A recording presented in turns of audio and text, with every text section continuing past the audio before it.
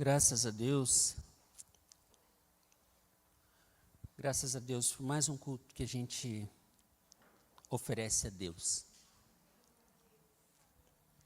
Paz do Senhor, irmãos, bom dia a todos. Para todos que estão aqui, um ótimo dia. Para quem está também ao vivo, bom dia para você que está nos acompanhando.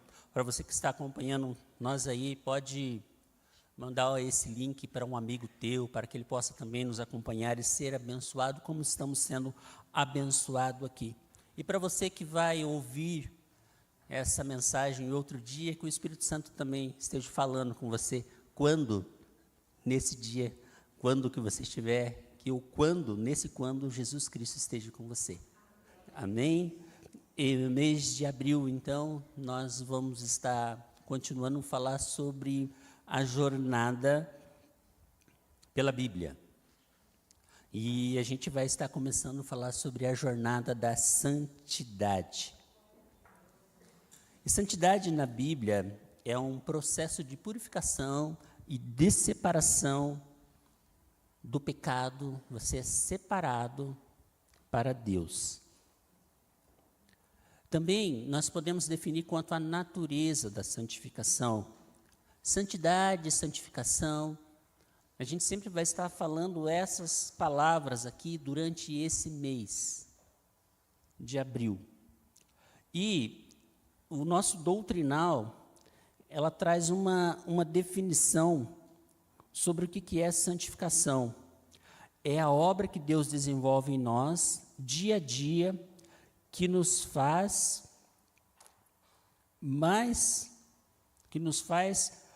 afastar cada vez mais do pecado e nos aproximarmos mais do caráter de Cristo. Está na página 88 do nosso doutrinal. Então, e quando que começa, então? A santificação tem origem no novo nascimento. E ela continua durante toda a jornada do cristão. Ela vai continuar. Então, por isso que a gente sempre vai estar falando sobre santificação. Sempre a gente vai estar conversando sobre esse assunto. E então ela vai continuar até que ele venha. Até a volta de Cristo, nós precisamos ser santos. Nós precisamos estar buscando a santificação, né? Porque na volta de Cristo, sim, daí a gente vai estar alcançando a perfeição na ressurreição. E nós cantamos aqui que o nosso Deus é santo. Santo, santo, santo. A visão de Isaías, capítulo 6, versículo 3. Também lá em Apocalipse, capítulo 4, versículo 8. Nós temos um Deus, então, que é santo, santo, santo. A Bíblia, quando faz essa repetição, é uma afirmação que ela é perfeita. Santo, santo, santo. Significa que o meu Deus e o seu Deus é perfeito. E esse Deus que é santo, pede para o seu povo também ser santo. Também ele está pedindo, lá em Levíticos 20, 26, ele diz assim: sereis para mim santos, porque eu, o Senhor, sou santo, e vos separei para serdes meus. 1 de Pedro 1,15, como é santo aquele que vos chamou, sede santo em toda maneira de viver. Então, Deus pede para nós sermos santos também. Então, você pode falar, eu sou santo. E não é nada demais você falar que é santo. Porque o teu Deus está pedindo a tua santidade. Então, nós somos os santos de Deus, aqui na terra, que o reino dele está sobre nós. E nós estamos no reino de Deus. E quando a gente entra nesse reino, há uma mudança. Então você passa a ser santificado por Deus. Mas é um processo que eu não posso falar muito hoje. Hoje eu só vou estar falando sobre a fonte da nossa santidade. Quem é a fonte da nossa santidade? É isso que a gente vai estar entendendo nessa manhã. E é muito interessante sobre a fonte da santidade. Quando a gente lê o versículo mais conhecido da Bíblia, do Novo Testamento, que daí vai ter uma briga entre o Senhor é meu pastor e nada me faltará, com João 3,16, para ver qual que é o mais conhecido. Mas vamos para o Novo Testamento para a gente evitar intriga. O texto mais conhecido do Novo Testamento, o mais falado, é João 3,16, né? Porque Deus amou o mundo de tal maneira. E a gente fica pensando nessa tal maneira. Que maneira é essa que Ele amou o mundo? Nós vamos entender essa tal maneira quando a gente olhar para a Bíblia Sagrada e ver quanto amor o Deus o Pai, o Deus o Filho, o Deus o Espírito Santo tem por mim e tem por você. E nós vamos observar esse amor na pessoa de Cristo Jesus. Eu quero que vocês imaginem Jesus Cristo agora. Mas eu quero que vocês imaginem Jesus Cristo olhando, sabe para onde? Para a cruz. E aí eu peço para você abrir em Isaías 53, o servo sofredor. É outro texto clássico também.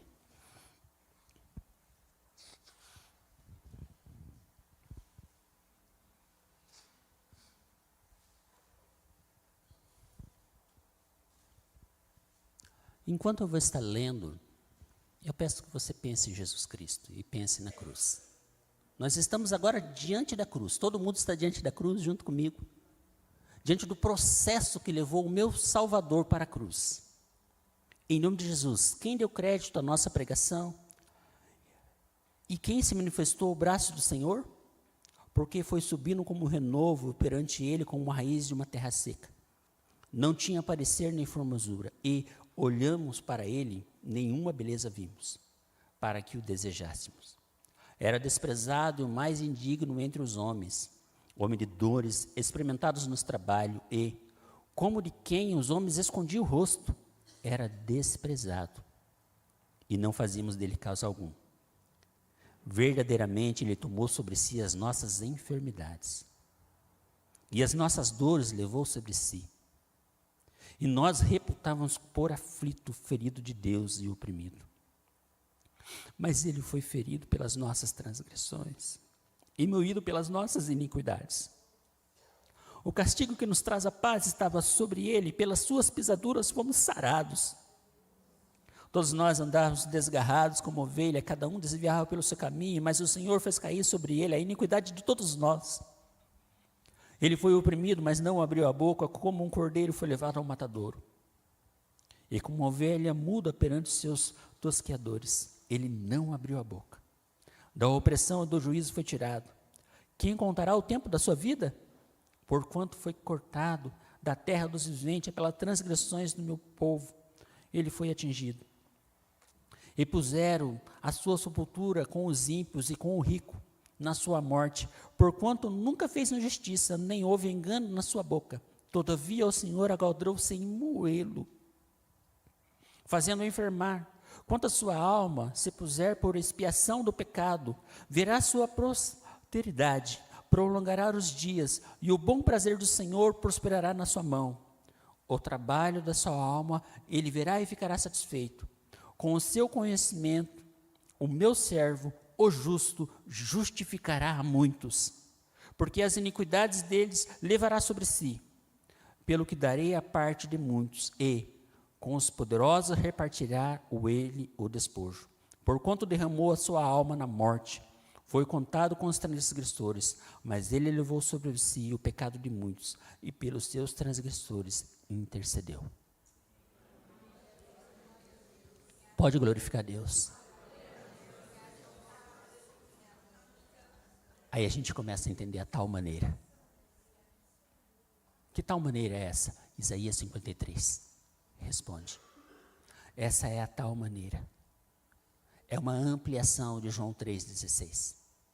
Você consegue entender agora melhor o João 3,16 quando você lê Isaías 53. E também é um resumo do Evangelho. A mensagem de Isaías 53, ela é profética, ela é messiânica. Entre os estudiosos da Bíblia, eles falam que essa é a coroa das profecias.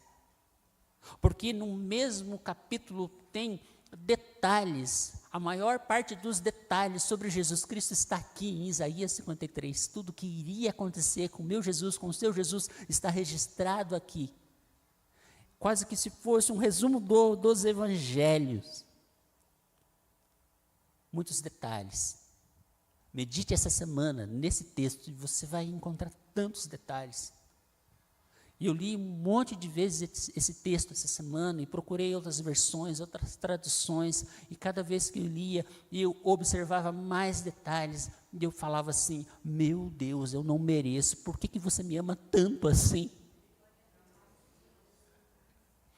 E aí eu caí em João 3,16 e pude observar a tal maneira, essa aí é a tal maneira que ele escolheu para me amar, foi dessa forma. E por isso que a gente fica envergonhado. Sabe quando o amor te constrange? É isso que Jesus faz comigo. Eu fico com vergonha. Porque tão pecador que eu sou, Ele fez tudo isso por mim e por você. O texto escrito mais ou menos 800 anos antes do nascimento do Cordeiro de Jesus. Então esse tal amor me motiva a um compromisso com esse Cristo. Esse tal amor faz despertar algo em mim com relação a Jesus Cristo, com relação à sua palavra, com relação aos seus mandamentos. É impossível você ser atingido por esse amor e não ter alguma reação, e não ter alguma mudança. Depois de tanto amor, você continuar da mesma forma.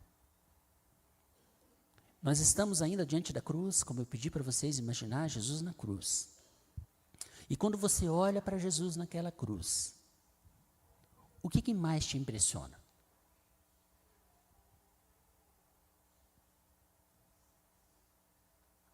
Ele está na cruz, todo cheio de sangue. E nós estamos fazendo um exercício mental nessa manhã, de estar olhando para Jesus Cristo naquela cruz. O que te impressiona quando você olha para a cruz de Cristo?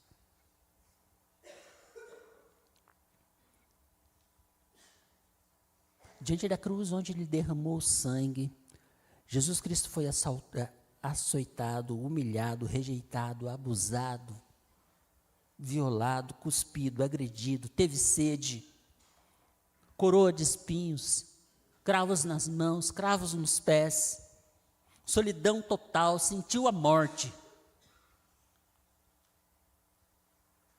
E nós estamos diante dessa cena. Depois de ler Isaías 53, é essa cena que vem na minha mente. E a gente começa a se perguntar, mas Jesus só fez o bem. Ele abençoou, Ele curou, Ele alimentou, Ele ressuscitou. Por que tanta injustiça? Por que esse espetáculo tão desumano que a gente está fazendo? A gente está fazendo esse exercício de ver um espetáculo tão desumano, sendo que esse homem só fez o bem. Uma aparente derrota divina, a gente está vendo, o Deus morreu. A gente está olhando para a cruz.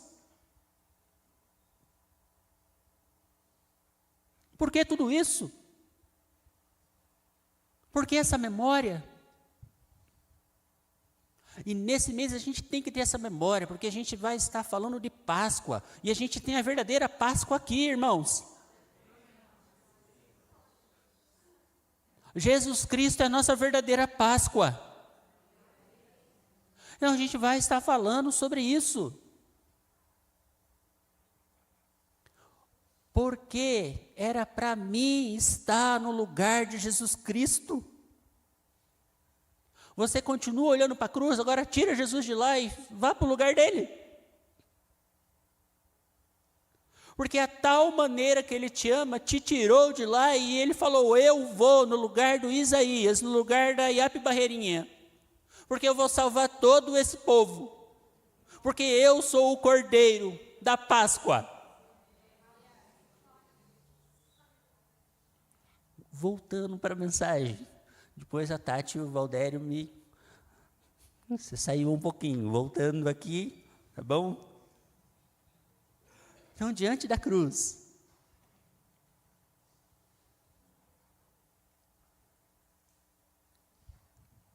o que você falaria diante da cruz? Olhando todo esse sofrimento. De repente, nós estamos olhando para essa cruz. E de repente, talvez, alguém começa a nos trazer outras coisas que a cruz traz. Vamos lá para Efésios.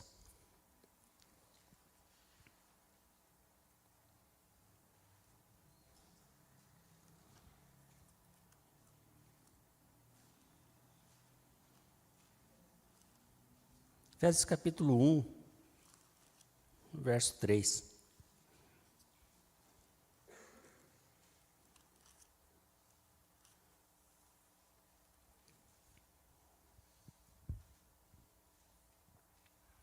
Nós estamos diante da cruz e de repente, talvez, Paulo que falando, bendito seja Deus Pai. Olhe para a cruz e você consegue falar essas coisas? Bendito seja Deus Pai, do nosso Senhor Jesus Cristo, que tem nos abençoado com toda sorte de bênçãos espirituais nas regiões celestiais em Cristo. Assim como nos escolheu nele antes da fundação do mundo para sermos santos e irrepreensíveis perante ele em amor. Nos predestinou para ele, para a adoção de filhos, por meio de Jesus Cristo, segundo o beneplácito da sua vontade, para o louvor da glória de sua graça, que ele nos concedeu gratuitamente no amado, pelo qual temos a redenção pelo seu sangue e a remissão dos pecados, segundo a riqueza da sua graça. Aleluia! Bendito seja o Deus Pai do nosso Senhor Jesus Cristo. Olhamos para a cruz e não podemos ficar presos na crueldade da cruz, porque a cruz vai nos trazer esperança. A cruz está todo o mistério revelado.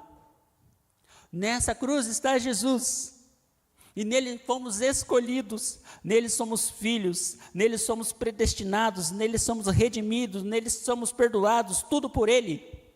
Jesus é a origem de todas as coisas, Jesus é a origem de todas as bênçãos de Deus para nós. Deus nos escolheu em Cristo para a comunhão com Ele, para sermos santos e irrepreensíveis diante de Deus. Em Jesus somos criados, em Jesus somos libertados, em Jesus somos justificados, em Jesus somos santificados. Jesus Cristo, então, é a fonte da minha e da sua santificação. E a cruz é a maior prova disso. A cruz é a maior prova que Jesus Cristo é a fonte de todas as coisas, inclusive da minha santificação e da sua santificação. Porque qualquer coisa que acontecer na nossa vida, olhe para a cruz e você vai se lembrar do que Jesus fez por você e vai glorificar o nome de Jesus, porque não tem nada que se compare a esse amor e não tem nada que se compare ao sofrimento que Ele passou por mim e por você. E também o escritor de Efésios fala sobre a vontade de Deus. Qual é a vontade de Deus? Efésios 5, Efésios 9 e Efésios 11. Esses 3 versículos vai falar sobre uma vontade.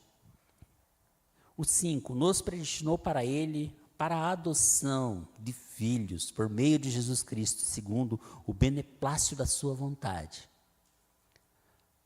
Desvendando-nos do mistério da sua vontade, segundo o seu beneplácito que propusera em Cristo. Nele, digo, no qual fomos também feitos herança, predestinados segundo o propósito daquele que faz todas as coisas conforme o conselho da sua vontade. É muito lindo isso daqui. A vontade de Deus, o propósito de Deus para mim e para a sua vida. a boa vontade de Deus. E a gente sabe sobre a vontade de Deus, que é boa, perfeita, agradável. Significa que Deus tem um caminho. O universo, como cantamos aqui, está sendo cuidado por Deus. Enquanto nós estamos vivendo, Deus vai agindo na história. Na história cronológica, é o tic-tac. Tudo o que acontece, Deus está agindo. Na nossa história visível, nas notícias que estão acontecendo, no cotidiano, nos medos, nas nossas ambições, Deus está agindo. Mas também Ele age em outras situações. A Bíblia vai trazer sobre regiões celestiais. É como se fosse uma história dentro da história. Só que tem uma história visível e uma história invisível, que Deus está agindo nesse momento, presbítero Osiel. Que são as regiões celestiais. E de novo, ele vai trazer no Efésios 1:3, Efésios 3:10 e Efésios 6:10, vai falar sobre essas regiões celestiais. Efésios 1:3, bendito o Deus Pai do nosso Senhor Jesus Cristo, que tem nos abençoado em toda sorte de bênçãos espirituais nas regiões celestiais, em Cristo. Efésios 3:10, para que, pela igreja, a multiforme sabedoria de Deus se torne conhecida agora dos principados e potestades nos lugares celestiais. Esse é mais conhecido, 6:10 até o 12, porque nossa luta não é contra sangue e carne, mas sim contra os principados e potestades, contra os dominadores desse mundo tenebroso, contra as forças espirituais do mal nas regiões celestiais. E Ele está cuidando de tudo. Do visível e do invisível, Deus está cuidando de tudo. Há um ponto de chegada e Deus está no controle de todas as coisas. E tudo que você consegue enxergar e de tudo que você não consegue enxergar, tem um Deus nesse universo tomando conta da sua e da minha vida e brigando nessas regiões por mim e por você. E trazendo a paz sobre a sua vida. Cuidando desde do alimento. E nos livrando do mal. Nos protegendo. Guardando como um pai, como uma mãe guarda o seu filho que tanto ama. Deus tem nos guardado do mal. Deus tem nos dado bênçãos, bênçãos, bênçãos, que a gente nem consegue enxergá-las. Mas Ele está resolvendo. Mas e se Ele não resolver? Ele continua sendo Deus. Se Ele não resolver, irmãos, Ele vai te ajudar mesmo assim a lidar com questões que Ele não resolveu para você. Você vai ter sabedoria e tudo tem propósito. Deus tem falado muito sobre o propósito nesses últimos dias comigo.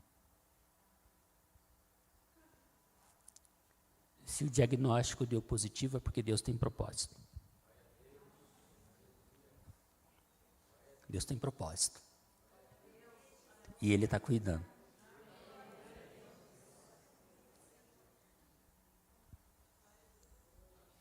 Ele nunca deixou de cuidar, irmãos. Nunca. Ele nunca vai deixar de cuidar. Porque Ele ama de tal maneira.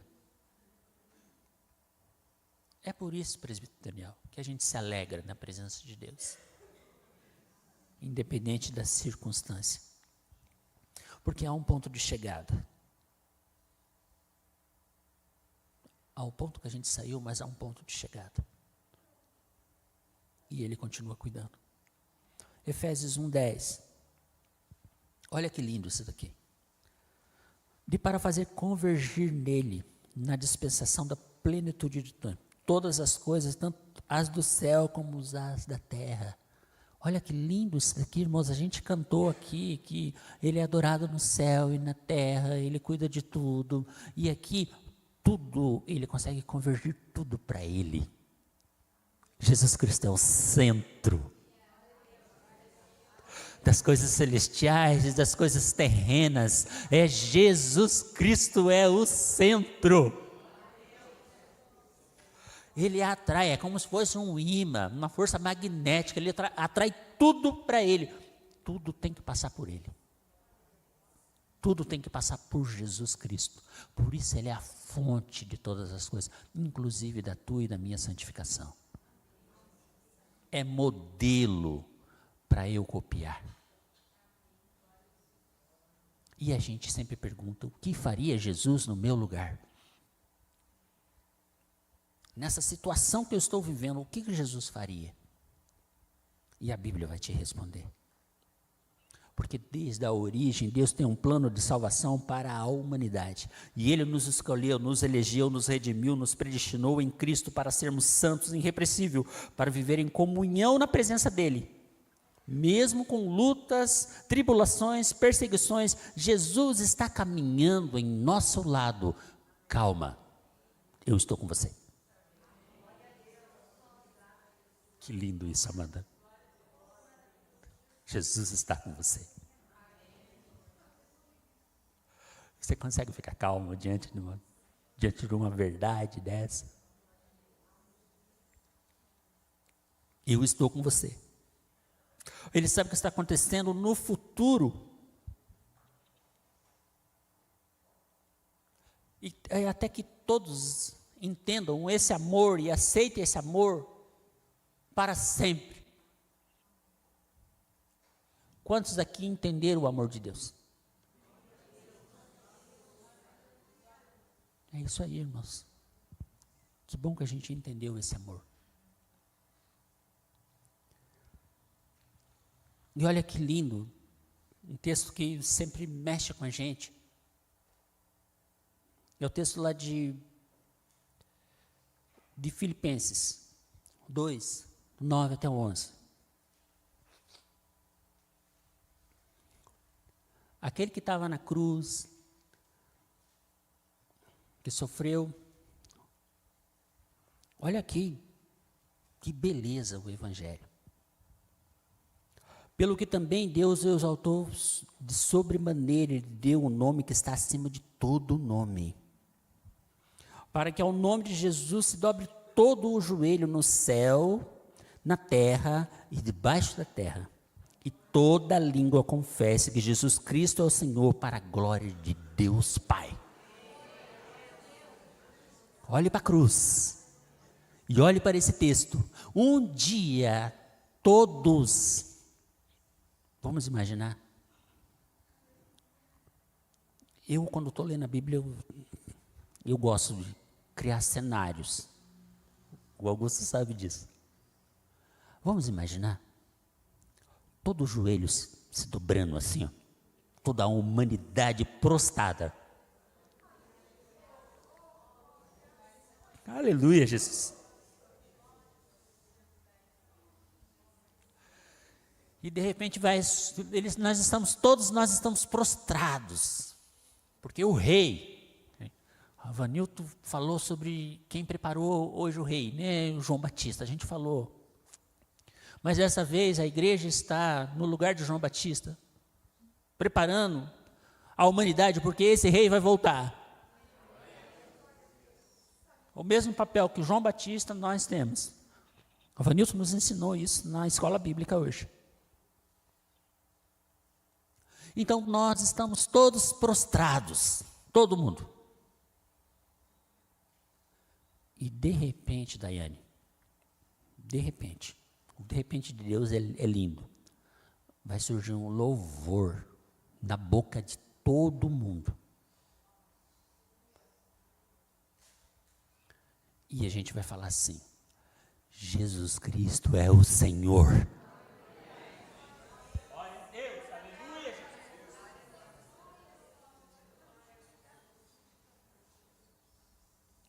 Vai ser maravilhoso. Toda língua confesse que Jesus Cristo é o Senhor, para a glória de Deus Pai.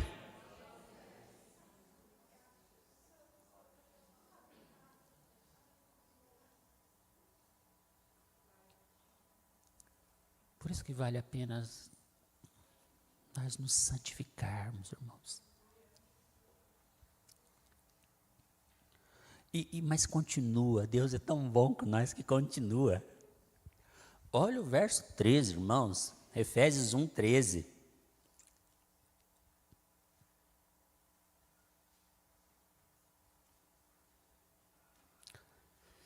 Em quem também vós, depois de ouvisse a palavra da verdade, o evangelho da vossa salvação, tendo nele também crido, fostes selado com o Espírito Santo da promessa.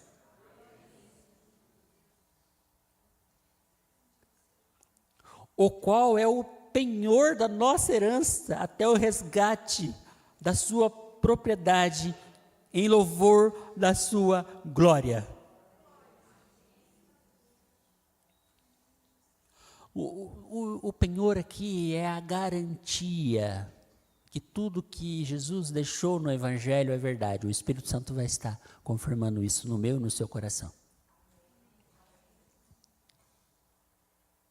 Tudo que Deus prometeu vai acontecer. E a gente tem o penhor que é o Espírito Santo. É igual o povo lá do Egito que saiu da terra e aí tinha uma nuvem durante o dia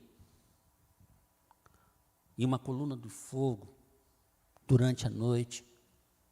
E teve uma confusão lá e Deus falou que não ia mais, né, Hannah?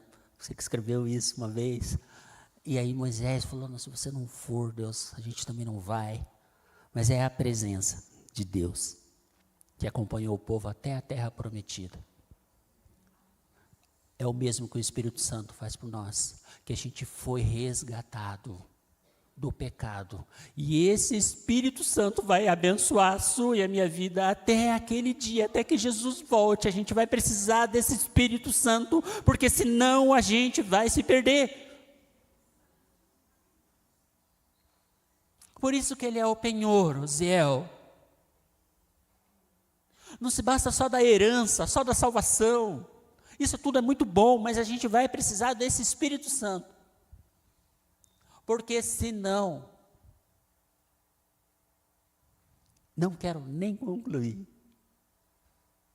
O que pode acontecer quando alguém vira as costas para o Espírito Santo de Deus?